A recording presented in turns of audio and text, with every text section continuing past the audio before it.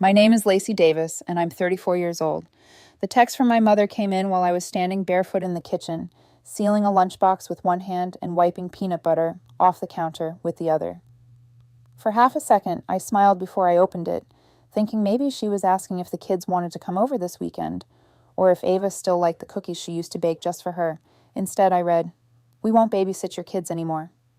That was it. No explanation, no apology, no "can we talk?" Just one sentence, flat, final, cold. For a moment, I didn't move. The kitchen went quiet in a way that didn't feel natural, like something invisible had just been turned off. My son was sitting at the table, swinging his legs, waiting for me to zip up his backpack, while my daughter kept coloring, humming softly, completely unaware that anything had changed. But something had. I read the message again, slower this time, like maybe there was something hidden between the words. There wasn't. What hurt wasn't just what she said, it was how easily she said it.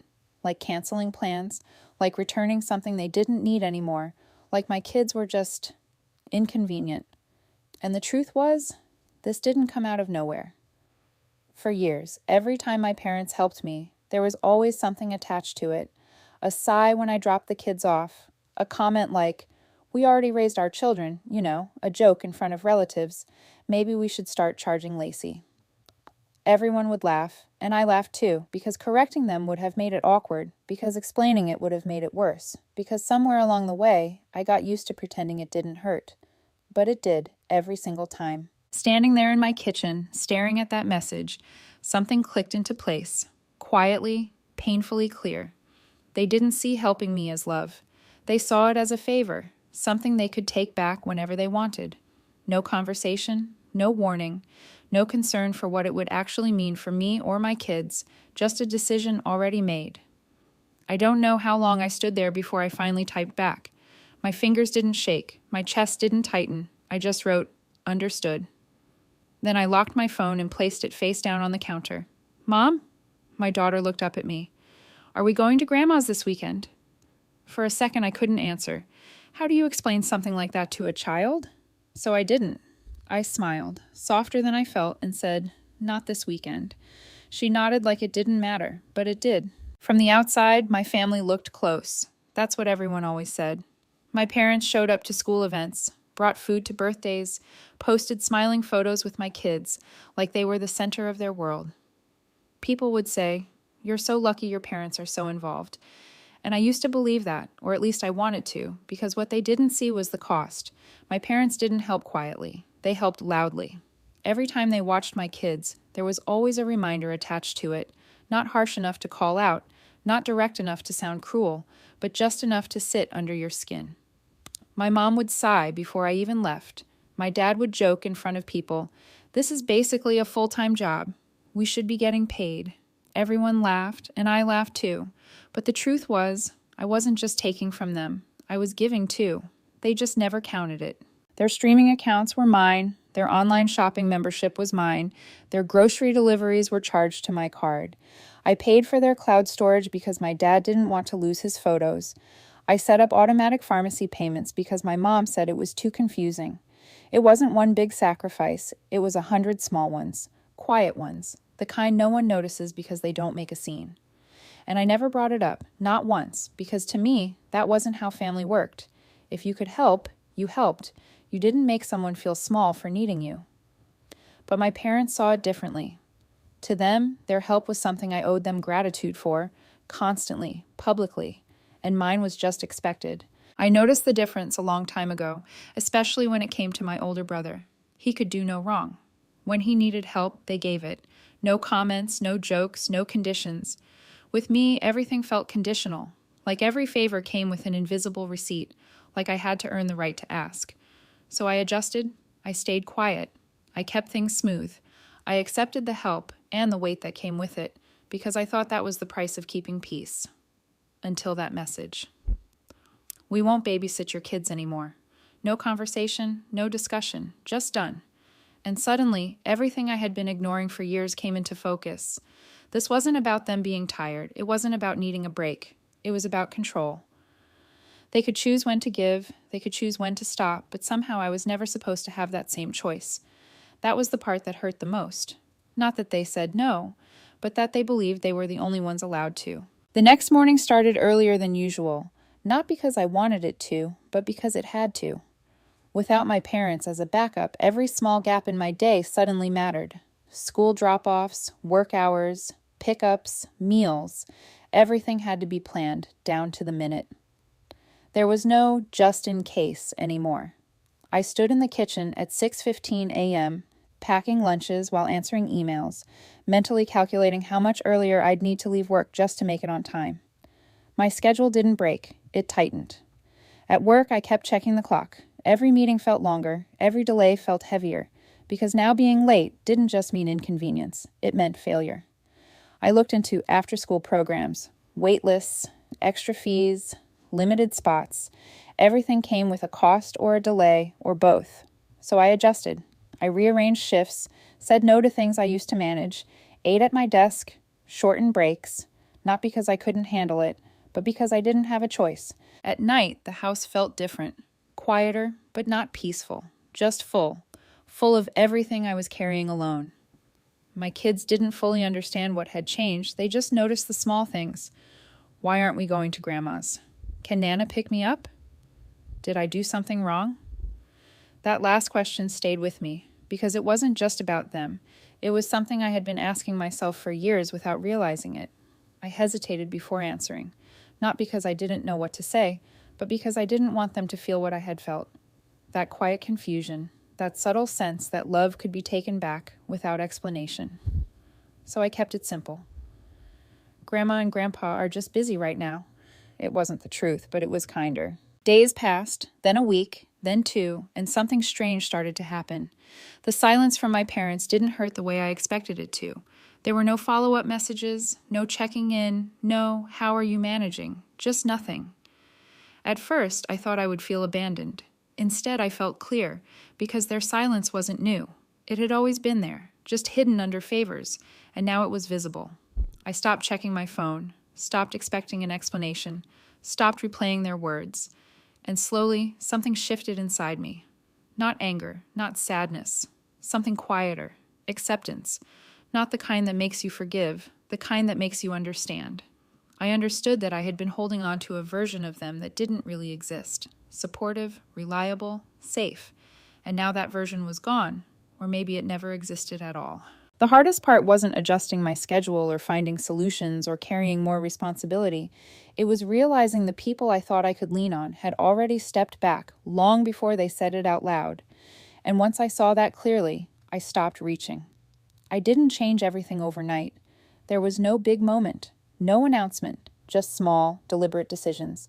I adjusted my work hours, found a small after-school program, simplified dinners, built routines that didn't depend on anyone else. Things were tighter, but they were mine. At work, I stopped apologizing, stopped over-explaining. I just said what I needed, and people respected it. At home, things became steady. Not easy, but steady. My kids adapted faster than I did. They stopped asking about weekends at my parents' house, and that hurt more than I expected. But it also told me something. They were learning to rely on what was consistent, and for the first time, that consistency was me. I didn't talk about my parents anymore. There was nothing left to explain, no version of them I needed to protect. The silence between us stayed, but it stopped feeling heavy. It started feeling intentional. And in that quiet, I started noticing things, small things. An app that used to send notifications didn't anymore. A payment that used to go through stayed in my account, little threads coming loose. I didn't rush it. I didn't make it dramatic. I just let go. One thing at a time, because this wasn't about reacting. It was about resetting. And somewhere in that process, something shifted. I stopped thinking about what I lost and started noticing what I controlled. Time, energy, boundaries. I didn't say anything. I didn't warn them. I didn't explain. I just changed. And I knew, eventually, they would notice. They didn't notice everything at once. That was what made it feel real. No confrontation, no dramatic phone call, no sudden explosion. Just small cracks appearing in places they had never thought to check. The first message came on a Tuesday afternoon while I was sitting at my desk, 5 minutes before a meeting. Hey, do you know why Netflix logged us out? I stared at the screen for a second, not confused, not guilty, just aware. Before, I would have replied instantly, apologized, reset the password, Fixed it without thinking. This time, I locked my phone and walked into the meeting. The second message came later that evening. Also, the grocery app isn't working. It says payment declined. I was sitting at the table with Ava, helping her through a math problem she was already frustrated with, tapping her pencil too hard against the paper.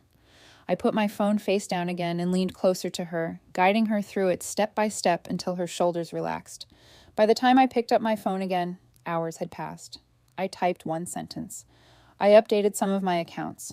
Nothing more. The next day, my dad called. I almost didn't answer, but I did. "Hey," he said, his voice casual in a way that felt practiced. "Did something change with the photo storage? It says it's full."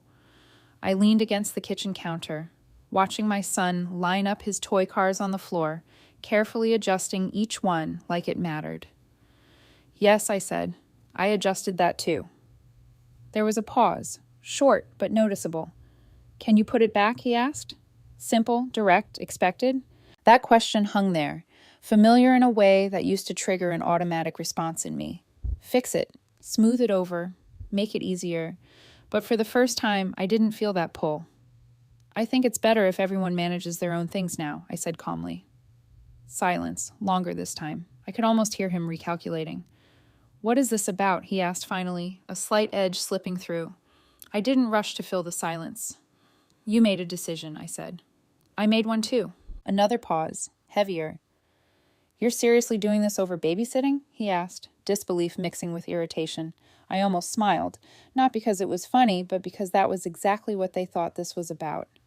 "It's not about babysitting," I said quietly, and left it there, because explaining it would have turned it into an argument, and I wasn't arguing anymore. Over the next few days, more small things surfaced. Memberships stopped working. Deliveries failed. Logins expired. Each time there was a message, a question, a hint of frustration wrapped in confusion, and each time my response stayed the same, calm, short, final, no anger, no apology, no invitation to negotiate, just boundaries. Something shifted after that, not in what I said, but in how they spoke to me. The tone changed, less casual, more careful, like they were testing the ground before stepping forward. Because for the first time, they weren't dealing with the version of me who would quietly fix everything before it became inconvenient. They were dealing with someone who had already stepped back. And the truth was, nothing I did was loud. Nothing I did was dramatic. I didn't take anything from them. I didn't cut them off. I didn't block their numbers. I simply stopped giving what they had learned to expect. That was the part they weren't prepared for, because there was nothing to argue against. No outburst to criticize. No words to twist. Just absence. The messages became less frequent after that. Shorter. More measured. My mom stopped texting about small things. No more random recipes. No more photos of things she thought the kids would like. No casual, "What are you doing this weekend?" When she did reach out, it felt different. Like she was choosing each word carefully, trying to understand who she was talking to now. One evening, she sent a message that just said, "We miss the kids." I read it while sitting on the couch, Ava asleep against my shoulder, her breath slow and steady. I didn't reply right away, not because I didn't care, but because I wasn't sure what she meant. Miss them? Or miss how things used to work? I typed, erased, typed again, then finally sent, "You can call them anytime." She never called. A week later, my dad tried something else. He showed up. I opened the door, surprised, but not unprepared. He stood there for a second like he expected something automatic.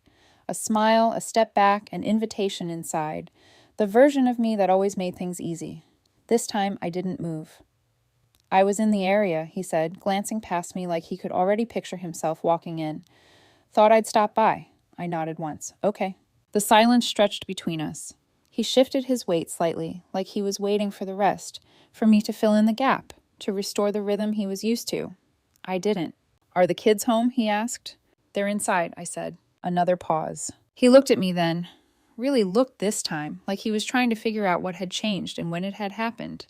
And for the first time, I saw something unfamiliar in his expression. Not anger. Not authority. Uncertainty.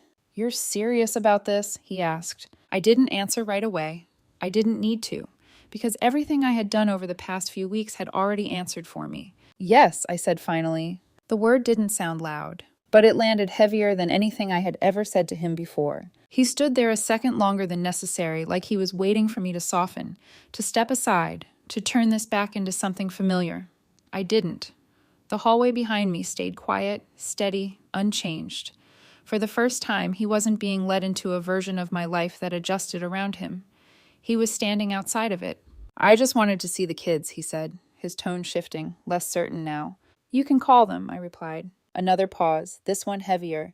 "They miss you," he added, like it was something I should feel guilty about. I held his gaze. "Then you should call." He didn't move, didn't argue, didn't push past me, because there was nothing to push against anymore. After a moment, he nodded once, short and tight, then turned and walked away. No goodbye, no resolution, just footsteps fading down the path. I closed the door quietly. Inside, nothing felt broken. The house was calm. Ava was laughing softly in the living room, my son still lining up his cars like they had somewhere important to be. Life hadn't fallen apart without them. It had settled. Days turned into weeks. The messages didn't stop completely, but they changed. Shorter, careful, distant. My mom texted once, "Hope the kids are doing well." I replied, "They are." Nothing more, no follow-up, no call. And slowly, the space between us stopped feeling like something temporary. It became the new shape of things. They didn't come over again. They didn't ask to. And for the first time, I understood something clearly. What they missed wasn't just the kids. It was access. Access to my time, my effort, my quiet giving.